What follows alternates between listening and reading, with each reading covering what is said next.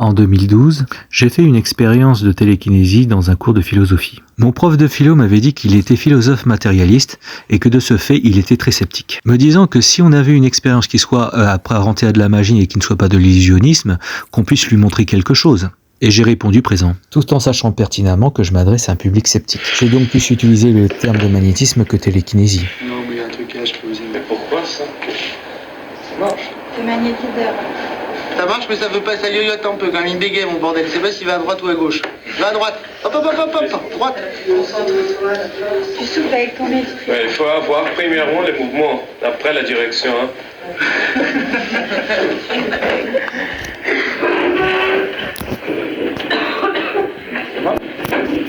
Mais c'est les camps magnétiques, ouais. C'est ça? C'est ça, c'est tout à... En fait, c'est ce qu'on appelle du magnétisme.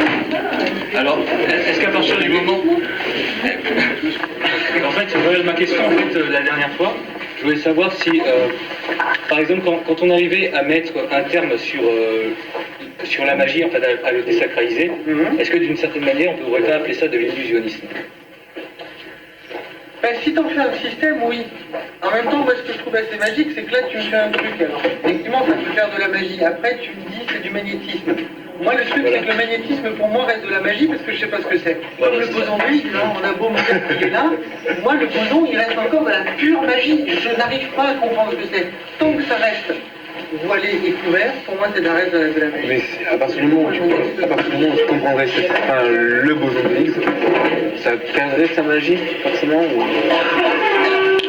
Ça perd, pour le coup, effectivement, une partie de son mystère. Est-ce de la télékinésie, et du magnétisme, ou un phénomène physique complètement explicable? En tout cas, le phénomène est observable. Mon prof de philo de l'époque n'a pas essayé de décrédibiliser mon expérience. Comme un scientifique zététique, mais s'est contenté de rester sur son champ de compétences, la philosophie. Les zététiques sont des scientifiques qui essayent de théoriser de manière scientifique ce genre de démonstration, en décrédibilisant ce qu'ils utilisent. Comme cet article de l'Humanité sorti en 2022, qui explique que ce phénomène serait dû à la chaleur des mains, chose qui se disait aussi à l'époque. Du coup, je vais reprendre leur expérience avec une feuille de cigarette. Je n'ai pas du tout rapproché mes mains. Bon, je vais accélérer un peu. En fait, moi, j'avais commencé à avoir ce genre d'expérience qui était assez répandue sur le net déjà depuis 2010 et avec des personnes qui faisaient des démonstrations de dingue. J'étais moi-même sceptique, mais aussi curieux. Alors, s'il s'agit d'une question de chaleur, faisons une autre expérience. Au fait, cette expérience de télékinésie est souvent appelée tour de la pyramide. Je suis tellement proche de la pyramide avec mon briquet que j'ai peur de le brûler.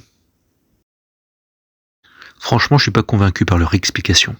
D'autant plus que si j'utilise ma simple main, on peut voir que j'ai beaucoup plus d'impact sur la feuille que si j'avais utilisé mon briquet auparavant. Et jusqu'à preuve du contraire, ma main elle produit quand même beaucoup moins de chaleur. D'autant plus que c'est pas comme si en plus j'avais utilisé les deux mains.